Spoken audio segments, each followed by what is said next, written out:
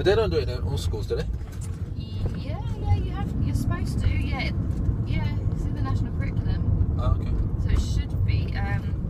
If it's a mixed faith school, it's just general. If it's a faith school, then it would just be about your specific religion.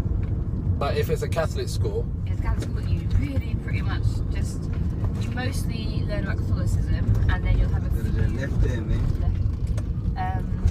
few lessons here and there about other religions. They're very, very vague, you know. They're not in depth. It'd be like, I don't know. Muslim people go to the mosque. They pray to, and it's so simple, you know. And then Catholic would be like intense. I'm gonna take this right here. What about yourselves? What do you follow? Josh follows nothing. Nothing really. Nothing. I was brought up Catholic, but I'm not really. Like I don't particularly believe it. I studied theology at university. And So what are you saying? You don't believe in a creator? Or... Not in the sense that it's been written down by man, especially not biblically. Because I learned Hebrew so I could read the Bible properly. Okay. And there's a lot of things in there that are mistranslated in that, and I just think it's written by man. I'm not saying there's nothing. I think there's something, but I'm not going to put it down to the time and place. And how about you? Well, my dad was a Rastafarian. Well, he was a Christian before, but he changed to Rastafarian, so he brought me up as a Rastafarian, really. Okay. So I believe there is something that's up there, but... What's that? You believe God is Jah or something, right? Yeah, that's it's Jah, yeah.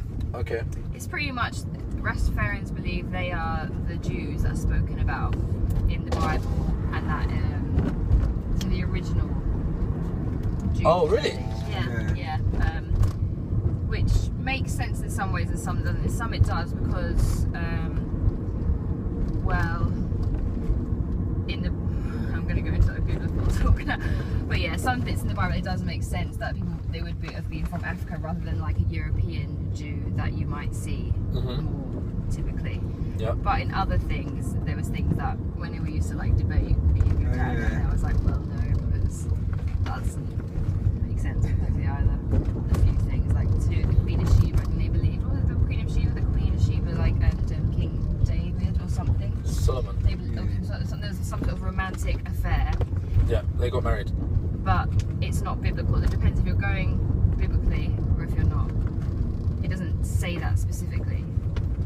So it just depends how you're going to read it. Again, like in its own language, it doesn't say that, and you can interpret things in many different ways. Yeah. And none is right and none is wrong. So yeah, where are we going? Right. But yeah.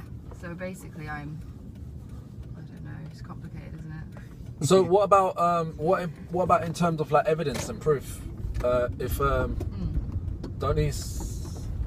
don't the scriptures that you've ever stepped in, and you as well. Yeah. What about in terms of was it that left? No, we'll get the next one. Yeah. What about in terms of evidence and stuff? Does the religions not provide any evidence for you? No evidence or just. I think they're all interesting. Like I like learning about all religion, but I just don't find I've never drawn to any particular ones. I think there's so many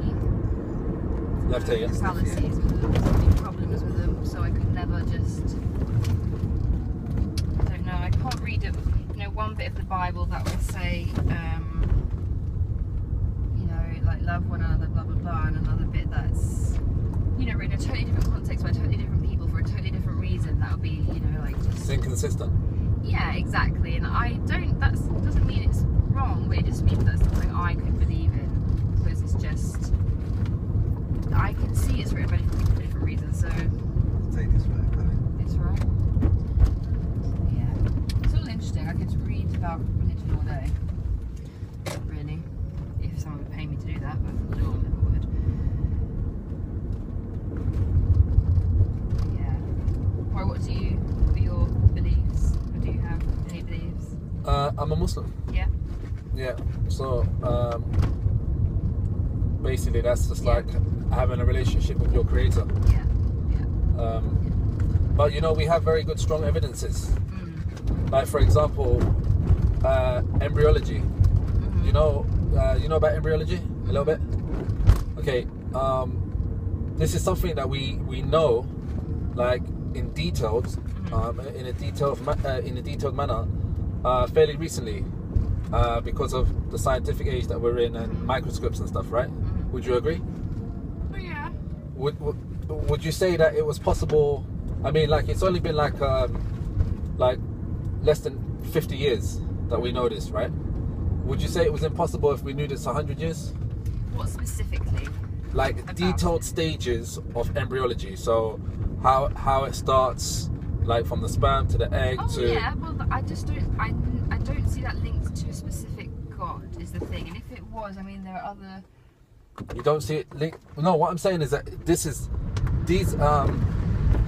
are the signs that we've been told to show that in this day and age we've been able to prove it, right? But this has been told to us. This is in the Quran 1400 years ago. Yeah. And when I say detailed manner, I mean like in terms of like the use of language. It's the embryo is described as a leech-like substance, like a bloodsucker. It sucks onto its host. Yeah. Yeah. And is in like the stages. You know, like there's skin that is wrapped around the bone, not the other way around, which is what science did say and then changed its mind against.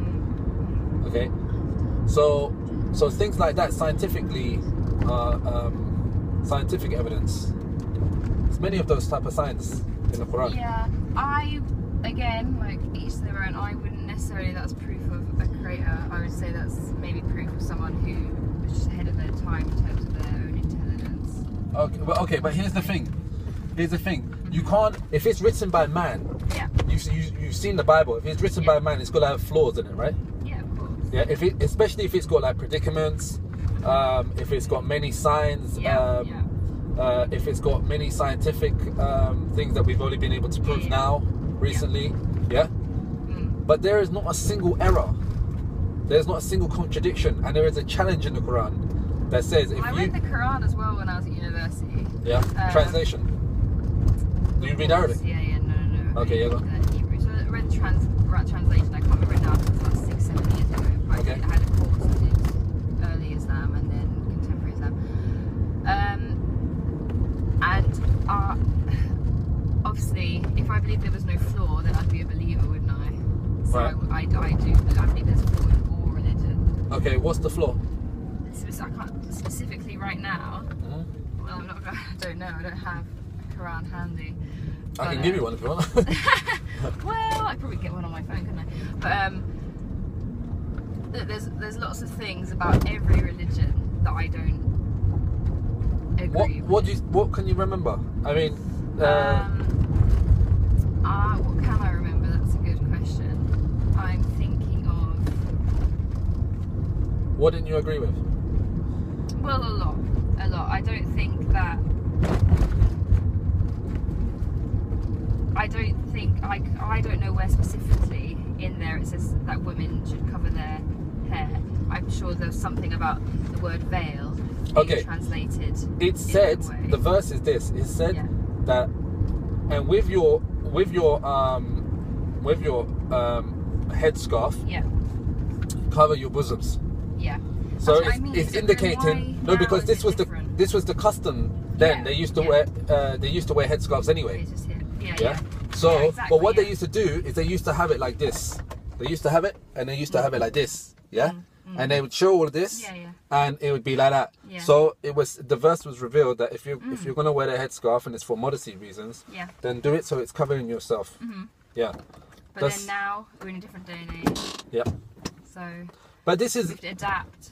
Yeah, but this is like in terms of like, it's your own choice. It's not like even religion is not compulsory. It's up to you. That's what I mean. Yeah, that's so, what I mean. So what he's saying is that it's better for you if you want to do that. Same way if you don't drink alcohol, it's better for you. Yeah, there's a lot of, it says it in the Quran. There's a lot of benefits for you. There's a lot of benefits in alcohol, sterilizing and stuff like that. Right. But also there's a lot of disadvantages. And now if you look at the day and age that we're in, you see like the binge drinking, the youth, they can't handle their drink. They're making a fool of themselves. They fall in the street, they're a danger to themselves more than anyone else. Maybe the older generation, and the older generation before the previous revelation, it was acceptable, it was okay. But you see, we have 40-year-olds that are playing PlayStation now. You see, and we had 16-year-olds that were running they were generals in armies.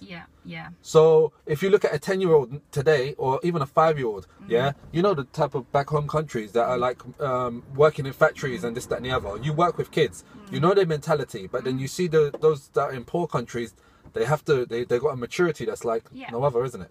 So likewise, the maturity, you know, there's a development in the maturity as well. So this is. You know, who would know our psychology than the one that made us?